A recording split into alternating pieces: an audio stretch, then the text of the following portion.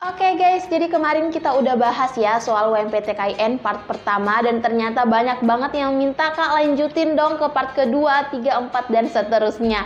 Oke, jadi di sini kita akan belajar bareng ya bahas soal UMPTKIN tahun 2022 kisi-kisinya. Jadi kalau kita bahas soal, kalian bisa catat di buku, kalau misalnya udah mendekati hari H kalian bisa belajar lagi. Oke deh, langsung aja mari kita nonton. Ini dia videonya.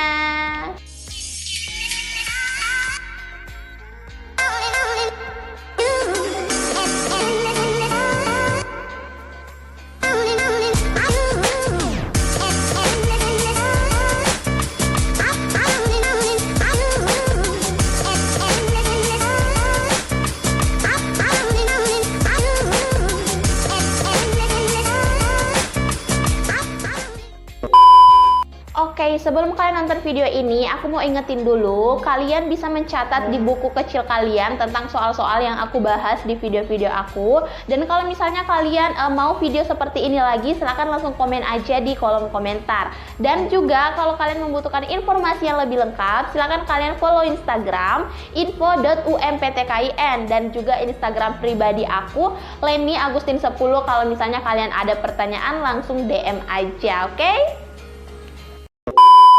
Oke guys, jadi ini adalah video part kedua. Kita bahas prediksi-prediksi UMPTKIN tahun 2022. Oke, langsung aja soal yang pertama.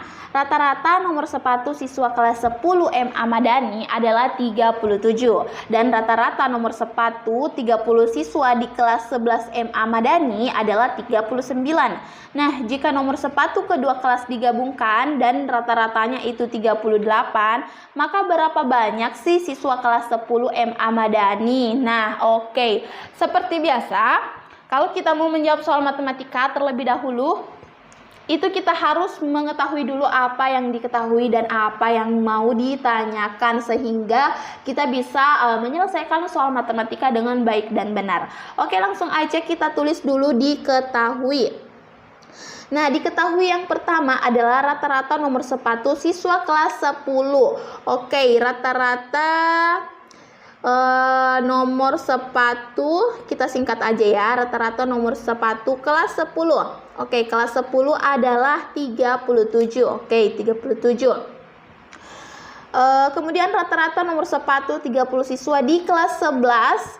Nah, jadi rata-rata sama ya, ini sama, cuman perbedaannya adalah di kelas 11 adalah 39. Nah, jadi ini artinya sama dengan yang di atas ya, rata-rata nomor sepatu, cuman ini adalah kelas 10, ini kelas 11 39.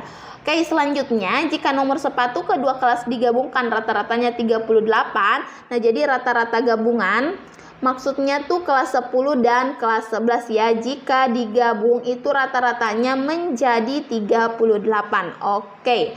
Nah, kemudian ada juga tadi diketahui yang dilupakan, yaitu siswa kelas 11 itu berjumlah 30 siswa.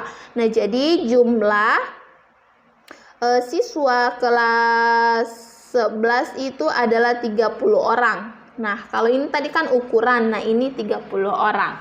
Oke, yang ditanyakan adalah berapa sih banyak siswa dari kelas 10. Nah, yang ditanyakan adalah siswa kelas 10. Berapa banyak orang di kelas 10. Oke, langsung aja. Nah, di sini aku misalkan dulu ya. Kita misalkan X ini adalah banyaknya siswa kelas 10. Banyak kelas 10. Nah, jadi yang ditanyakan siswa kelas 10 kan. Jadi ini aku misalkan sebagai X supaya gampang kita carinya. Oke, di sini kita menggunakan rumus rata-rata gabungan. Nah, jadi buat teman-teman yang mau ujian, itu kalian harus memahami konsep dasar dari matematika dulu. Kenapa? Karena matematika itu yang paling banyak naik soalnya. Jadi kalian harus pahami dasarnya dulu. Oke, di sini kita menggunakan rumus, maaf, apakah masih kelihatan? Oke, masih kelihatan ya. Rata-rata gabungan. Nah, rumus dari rata-rata gabungan yaitu jumlah data per banyaknya data. Nah, jadi ini kalian bisa tulis atau kalian bisa konsep karena ini adalah suatu rumus yang harus kalian ingat. Oke, nah setelah itu rata-rata gabungan. Nah, di sini kan tadi udah diketahui ya, rata-rata gabungannya ini 38. Oke, jadi di sini kita tulis 38 sama dengan jumlah data. Berapa banyak sih jumlah data tadi yang kita ketahui? Nah, jadi jumlah datanya itu siswa kelas 10, nomor sepatunya 37. Kita tulis 37. Tapi di sini kan jumlah siswanya belum kita ketahui. Nah, jadi kita kali X aja dulu. Oke, ini kan tadi udah dimisalkan ya. Ditambah nomor sepatu kelas 11 adalah 39. Nah, sedangkan jumlah siswanya itu udah diketahui. Jadi kita tulis 30. Nah, beda dengan tadi siswa kelas 10 kan belum diketahui. Jadi kita misalkan sebagai X. Oke, per banyaknya data. Berapa banyak sih data? Nah, jadi datanya itu adalah jumlah siswa kelas 11, 30 orang ditambah dengan X. Karena apa X? Karena kan siswa kelas 11-nya belum diketahui. Maksudnya siswa kelas 10-nya belum diketahui. Kalau 11 kan udah ada, kalau 10 belum diketahui. Oke, nah langsung aja kita kerja. Di sini kita kali silang 38 kita kali dengan ini jadi 38. Oke. Nah, 38 dalam kurung 30 ditambah X. Nah, sama dengan ini kita kali silang dengan ini. Hasilnya ini sama dengan per 1 ya, sama aja. Jadi 37X ditambah 39 kita kali 30, hasilnya ada 1170. Oke. Nah, di sini kita kali 38 kali 30, 1140 ditambah 38 kali X, 38X. Ini kita kali masuk ya, karena di sini ada tanda kurang. Nah, jadi 37X ditambah 1170. Nah, yang ditanyakan itu kan X-nya. Nah, jadi 38X kita kurang dengan 70X. Ini kan positif ya. Kalau kita bawa ke ruas sebelah kiri berubah menjadi negatif. Nah, sama dengan 1170. Ini juga positif, kita bawa ke sebelah kanan menjadi negatif 1140. 38X dikurang 37X, hasilnya X, tinggal 1X, satunya tidak perlu kita tulis. 1170 dikurang 1140 adalah 30.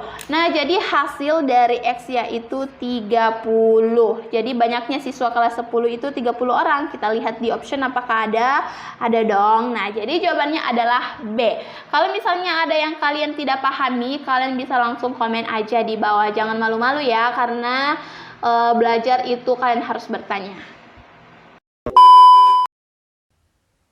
Nah, jadi buat teman-teman yang masih bingung mau belajar SBMPTN atau UMPTKIN dari mana, karena kan harga buku itu mahal ya, ada yang sampai 200 bahkan 300 ribu rupiah. Makanya di sini aku buatin kalian e-book yang isinya soal dan pembahasan yang super lengkap. Harganya sangat terjangkau, sangat bisa untuk kaum pelajar. Di sini ada e-book 1 IPA dan IPS, dilanjutkan dengan e-book 2 IPA dan IPS juga. Isinya soal dan pembahasan lengkap yang sudah mencakup semua mata pelajaran ujian SBMPTN dan UMPTKIN. Ada sinonim, kuantitatif, analogi, bahasa Indonesia, bahasa Inggris, bahasa Arab juga ada. Di IPA biologi, fisika, kimia ada, dan di IPS sosiologi, geografi, sejarah, bahkan ekonomi juga ada. Pokoknya lengkap banget. Kalau kalian mau tanya-tanya soal e-book ini, kalian bisa langsung chat WA aja 0882 4785 4631. Kalian tanya-tanya aja, boleh, nggak apa-apa, oke? Oke, selanjutnya langsung aja. Di sini Anto membaca buku dengan kecepatan 55 halaman per jam. Nah, jadi Anto itu membaca buku 55 halaman dalam 1 jam. Nah, setelah Anto membaca 4 jam, ternyata masih ada tersisa 330 halaman. Nah, jadi berapa lama sih waktu yang harus diperlukan Anto untuk menyelesaikan seluruh bukunya? Oke, di sini udah ada optionnya. Seperti biasa, langsung aja kita tulis diketahui terlebih dahulu. Oke, diketahui terlebih dahulu adalah di sini Anto membaca kecepatan 55 halaman dalam 1 jam. Nah, jadi Anto itu dalam 1 jam dia bisa membaca 55 halaman. Nah, kemudian setelah membaca 4 jam, masih tersisa 330 halaman. Nah, di sini kita tidak tahu berapa sih jam yang harus dia habiskan sebanyak 330 halaman, karena kan di sini dia hanya mengatakan setelah membaca 4 jam. Nah, jadi kita nggak tahu berapa jam yang dia baca, karena di sini cuma mengatakan setelahnya. Kita nggak tahu sebelumnya berapa jam. Nah, jadi kita misalkan aja X jam. Nah, kita misalkan sebagai X jam itu 330 halaman. Nah, oke, ini 330 halaman. Nah, jadi X ini karena kita nggak tahu ya berapa sih waktu yang dia habiskan selama 330 halaman. Oke, nah di sini sebenarnya ada trik yang harus aku berikan sama kalian. Kalau misalnya soalnya seperti ini tuh soal hanya pengeco ya. Jadi di sini teman-teman harus menggunakan trik supaya bisa menggunakan waktu yang lebih singkat untuk mengerjakan soal. Nah, di sini sudah jelas ya, ini sama-sama udah jam dan di sini sudah sama halaman. Nah, jadi kita langsung aja 1 per X sama dengan 55 per 330. Nah, karena udah sama 1 jam, X jam, halaman jadi sama. Jangan sampai kebalik, di sini jam, di sini halaman, di sini halaman, di sini jam, itu salah. Itu kan nggak bisa menggunakan trik ini. Tapi kalau misalnya sama-sama jam, di sini sama-sama halaman, kalian bisa menggunakan trik ini. Oke, nah langsung aja kita kali silang. Kali silang artinya seperti ini. Nah, jadi 55 kali X itu sama dengan 55X. 330 dikali 1 ya tetap hasilnya 330. Nah, jadi X, karena X yang ingin dicari, jadi X sama dengan 330 kita bagi dengan 55. Kenapa dibagi? Karena kan di sini ada perkalian 55X. Nah, jadi kalau dia pindah ruas ke sebelah kanan itu berubah menjadi pembagian. Nah, sehingga 330 dibagi 55 itu 6. Nah, jadi 6 jam, karena yang ditanyakan berapa lama waktu Anto menyelesaikan bukunya. Nah, jadi waktu yang dibutuhkan untuk membaca seluruh buku adalah 4 jam ditambah 6 jam. Jadi sama dengan 10 jam yang dibutuhkan waktu. Kenapa di sini dijumlah? Karena kan dia tadi sudah membaca 4 jam. Nah, sementara pada saat dia membaca 330 dia menggunakan 6 jam. Nah, jadi kita jumlah 4 jam ditambah 6 jam sama dengan 10 jam. Oke, jadi kalau misalnya ada yang kurang mengerti atau yang masih mengganjal, silakan langsung bertanya di bawah. Yap, itu dia guys pembahasan soal malam ini part yang kedua. Nah, kalau misalnya kalian masih butuh part ketiga, 4, 5, dan seterusnya, silakan kalian komen aja di kolom komentar. Dan jangan lupa ya, kalian harus semangati aku dengan cara subscribe channel aku supaya aku lebih semangat membuat videonya. Jangan lupa juga untuk follow Instagram info.umptkin dan lainnya Gusin 10, karena di sana masih banyak banget informasi-informasi tentang UMPTKIN, SBMPTN, bahkan jalur mandiri pun aku sering ngejelasin di Instagram di sana. Oke, sekian, wassalamualaikum warahmatullahi wabarakatuh.